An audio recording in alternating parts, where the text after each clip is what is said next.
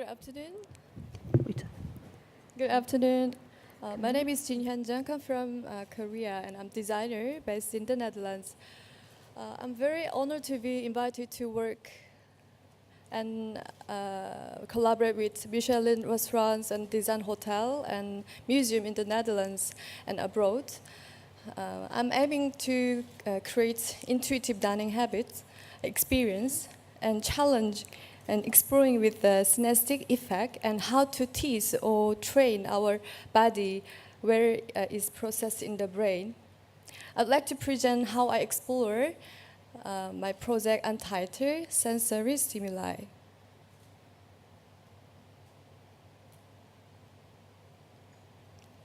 The term synesthesia comes from the Greek word sim meaning together and esthesia meaning perception. Combine these two words mean joint perception. What this in fact means that some people have a connection between different sensory areas in their brain, so-called sensory cross-wiring. This diagram visualizes how this neurological phenomenon can be experienced. One can, for example, taste as colors or hear smells.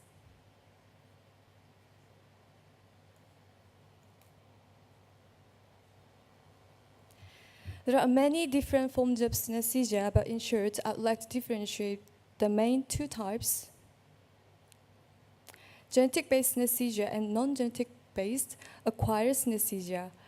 The genetic-based synesthesia means that you are born with this connection in your brain.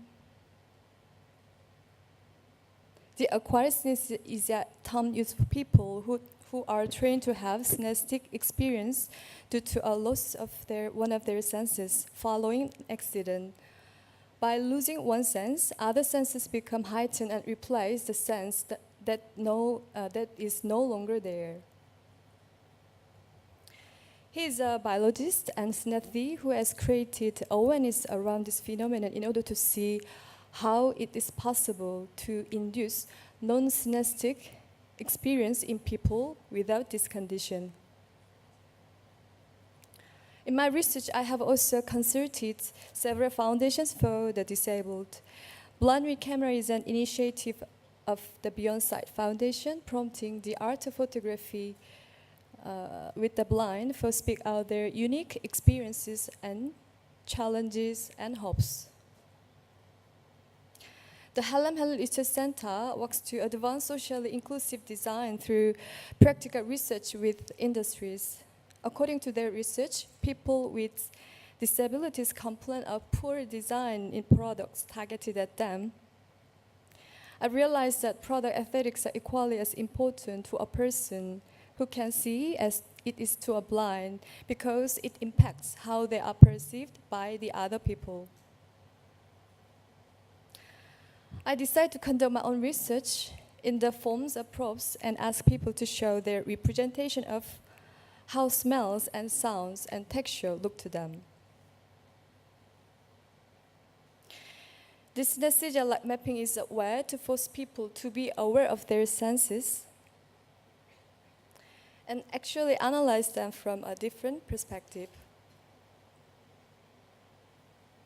From these drawings, I mapped my own drawings in order to further investigate how our sensory experience could shape the object we use every day.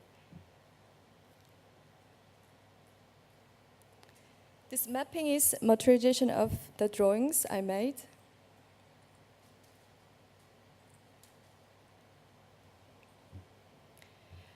Based on the study of taste, I developed this series of tableware which are exaggerated in experimental direction. Through this investigation, I'm questioning how our tableware can become extensions of our senses.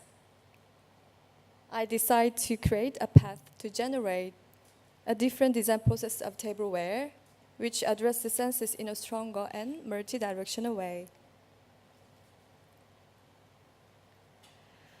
I decided to research our intuitive dining habits in the dark when we cannot see at all, but we use a combination of the rest of senses in alternative ways.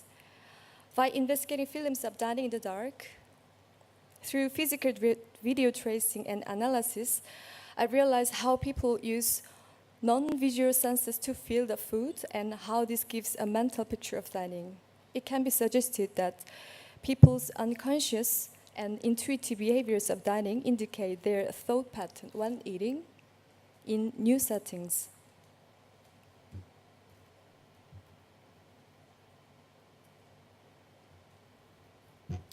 And the mapping of others into dining habits in the dark shows commonality with how children eat. This made me realize how much our senses come into play with every bite we take. In my opinion, this simple gesture is actually a series of sensorial experiences. When we see the food, we are using our sight. When we cut the food or product with a fork, we hear the consistency of the food. When the food comes closer to our face, we smell it. And through putting it in our mouth, we both feel and taste it. This experiment research leads me to the conclusion where I question the role of the tools with which we eat and how they should be designed. Based on the study of taste, I developed a series of tableware. I made scenarios how things would work if we were to lose our senses. Through exploring this sensory disturbance, I realized that if we block our senses, we could experience enhanced sensory effects. Such as via dining earplug, we could hear the enhanced sound even we bite bananas. Via four-finger stole, we could touch the enhanced texture of food using only one finger. What about enhanced taste or smell or visual appearance?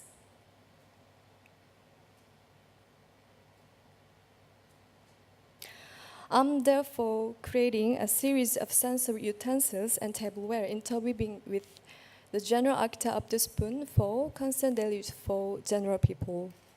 It stimulates our lips and taste buds in our tongue, the roof, skin in our mouth.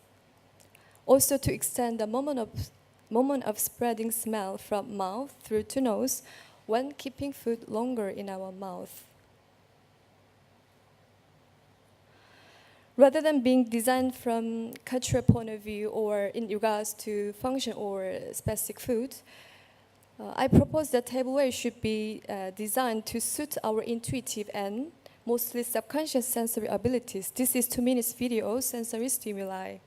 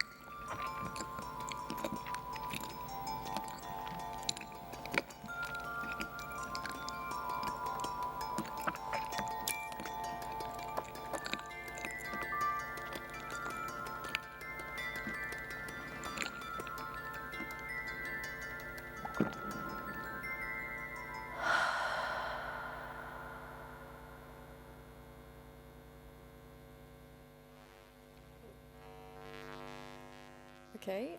The sensory dining event that I created was held in Amsterdam Lloyd Hotel and Cultural Embassy, entitled Experimental Gastronomy. I was invited to create the summer edition of Stay Basel, and I presented a series of sensory appetizer and sensory stimuli to challenge the culinary experience and to manipulate the way of eating and the speed. It challenges conventional dining table setting. We choose mattress in order to lead guests' unruly behavior indulgently.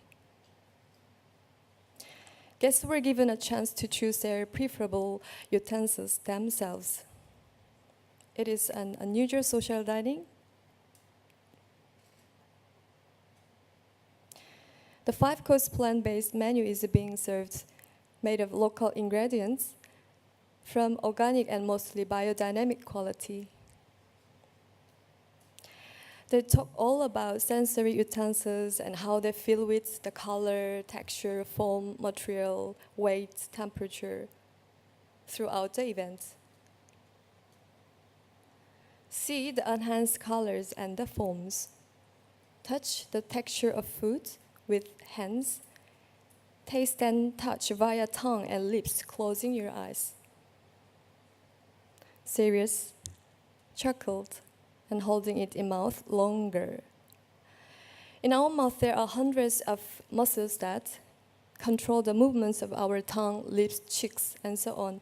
Sensory stimuli utensils induce the movements of perioral muscles in our mouth to act and use much more and unconsciously. Someone likes to kiss. We plan on one and a half hour dining. However, it lasted for over 4 hours, which means that people ate extremely slowly. The guests were also amazed when they recognized the time after the dining. STIMULI sensory dining was held in Trissahova in Netherlands during Dutch Design Week. Very glad to collaborate with Michelin restaurant. I was aiming for a new way of enhanced sensory culinary experience and challenge the creation of food menu and the services.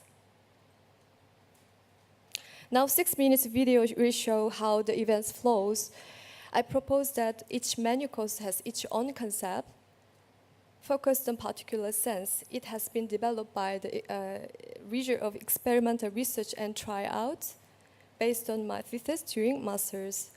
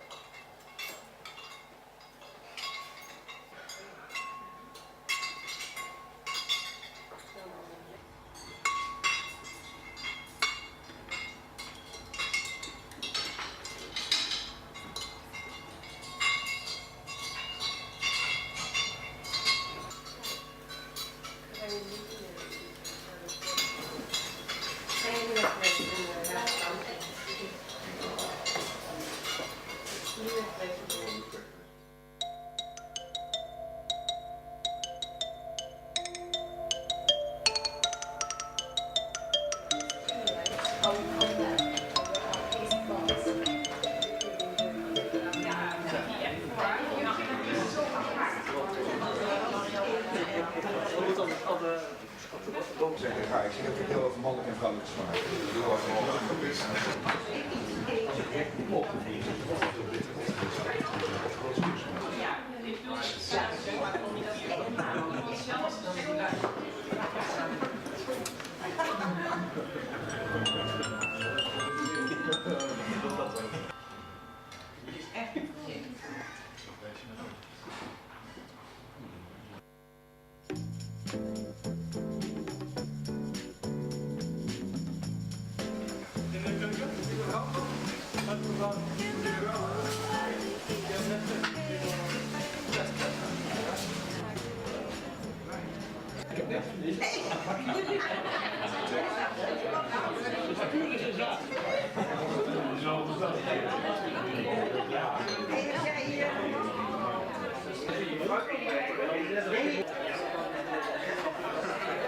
Als je zo, het is dat wij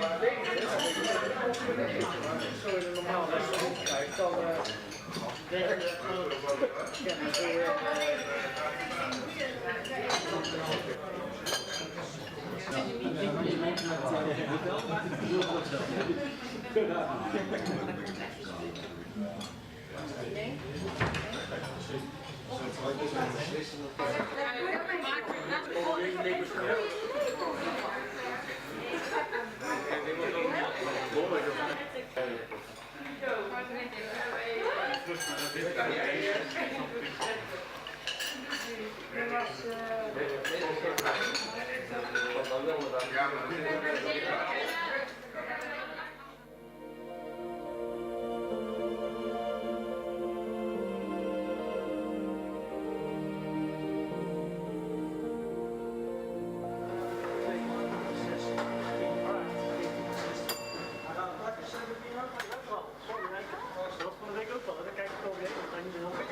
als laatste op te leggen. Wacht even,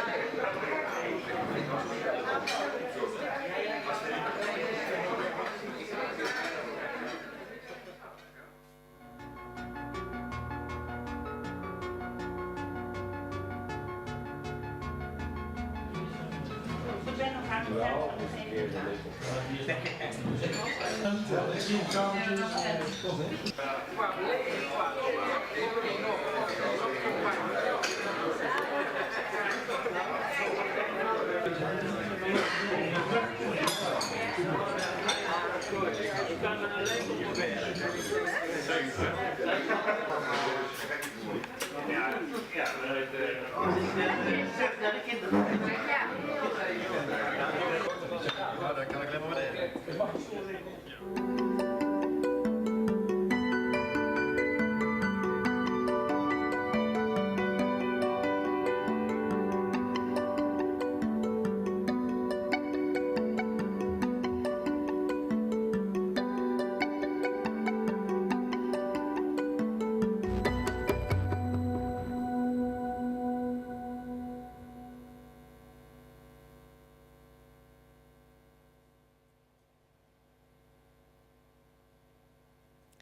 Now, Victoria and Albert Museum in London hosts a Friday late program.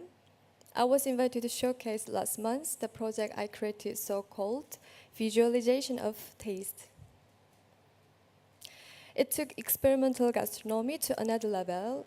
The series of stimuli, utensils, and tableware enrich the culinary experience, teasing senses through sound design and taste formulas. By providing a platform through which to test ideas and challenge convention, it aims to inspire and provoke, whilst encouraging audience to interact with cross-wiring sensory joint perception in new ways of tasting. Texture, weight, form, color, and volume are applied to design proposal and each menu concept. She keeps watching, touching, and hearing, more pressing a kiss upon a tactile plate without food. Some has a soft laugh, sometimes a little chuckle. On the contrary, some are very serious during 5 minutes. Guests listen to the sound recorded. However, the sound doesn't match with the food taste unpurposely. Does it make them so serious? He throws his eyes up again and again. She really focused on tasting seriously. She sucked on the volume spoon like a candy, like a child. Was she hearing the sour taste? However, she suddenly frowned with concentration. She touched the thumbs up spoon via tongue continuously, even without food. Smile, shy. She was satisfied and smiled contentedly. When listening the sound which stimulates our appetite and taste matters with sensory stimuli. I'm questioning, does candy-like volume actually influence on our appetite and the way of eating, or the speed? The sound effect on the taste matters and increase our appetite indeed. Now I'm sorry for missing the chance to let you use the stimuli utensil. However, here is the sound I created. You listen to the sound recorded in parts to visualize your own association or picture of sound in the dark. Closing eyes would help you to relax and focus on triggering multisensory.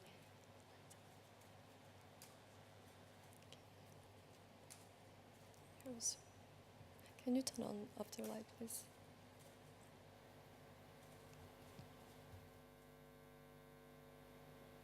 Can you visualize the taste?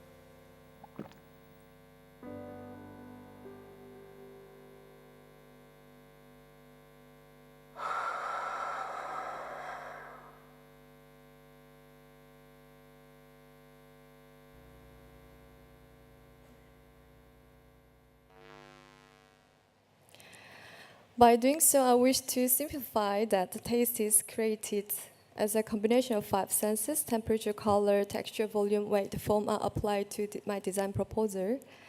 What I propose is that the tableware we use for eating should not just be a tool for placing food in our mouth, but it should become extensions of our body, challenging our senses, even in the moment when the food is still on its way to being consumed. A new paradigm may be needed in designing service features. Rather than run after the latest broad trends, navigate and orient a long term of your own brand identity. I'm questioning in the process of designing how we can contribute to alternative scene and the production of consuming food by engaging with, commenting on, and addressing issues beyond the usual scope of food culture. My own simple tool is sensory stimuli. Thank you.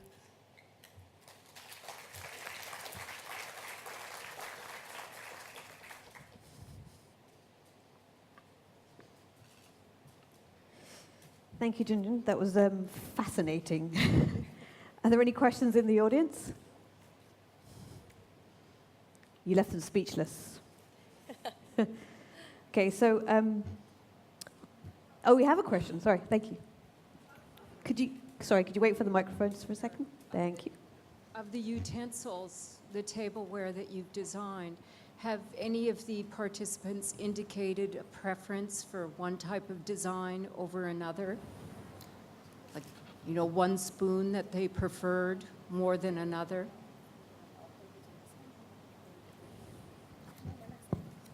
Maybe she would help. Maybe I can speak in Korean. It's much detailed. 여러 사람들은 정말 다양한 반응을 보여요.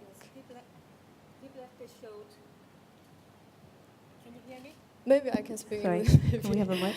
You know, everyone has really different sensory abilities, and the level also really different. Some people really sensitive with color, so if I give the chance to use the color enhanced color spoon, actually she said, oh, she can't use the pink color or red color. But on contrary, the other people really can be stimulated on the color. And I let people use the dining earplug, and one guest said that she cannot even taste because the sound for her is too loud, and maybe she's really sensitive with the sound. But the guest said that like this is really new experience, and she can taste much more. So everyone has their own sensibilities, and the level also is a lot different. So for me, I really like to let people to know themselves what they have, which sense is the most strongest and sensitive. Yeah. So this I want to let a lot option for the people. Actually, we choose the ring. We have the size. We know the finger size, but actually, we never think about our tongue size or the types of about the mouth in our tongue. So for me, this is my answer. Yeah. Questions? Back here on the left. Oh, sorry, in the front here and then back to the left. Based on your talk, you've made me experience food in a whole different level, and I didn't even have food in front of me. I just want to ask you if you've studied the commercial viability of this experiment, because if you have, where can we buy the wares?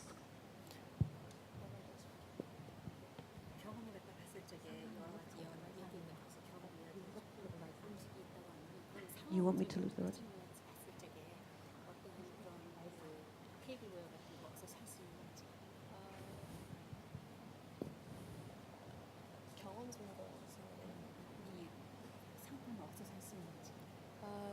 You want to buy my cutlery? Absolutely. Yeah. Actually, this is very sensitive the issue because I work with, collaborate with the Michelin restaurants, and all the Michelin restaurants actually they really want to have, how to say, Okay, somebody actually wanted to have an exclusive right. That's unfair. yeah, that's why, yeah. So each, how to say, each chance to collaborate with different Michelin restaurant. Actually, I really, I'm designing and make the cutlery very limited amount, but somehow I really want to try it for mass production for everyone, for general people. That is my aiming. Yep. Initiative. Good. Yep. Let me have your contact. I will contact you. Question back there. That was actually my exact question. I want to buy the tableware as well. Yeah. Yep. Give me your contact. Okay. Yep. Anyone? Are there have a questions? Am I missing anyone? Sorry. In the front here. Jinhyun, you know, you have done your experiment now, okay?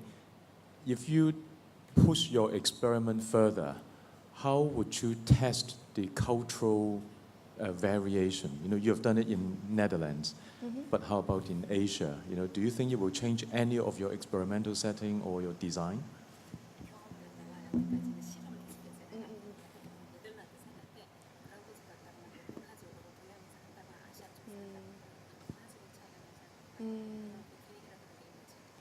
Actually, now I also worked in the London, not only in Netherlands, and now I'm working with the creator and who want to organize the performance in Korea, and also we are planning to open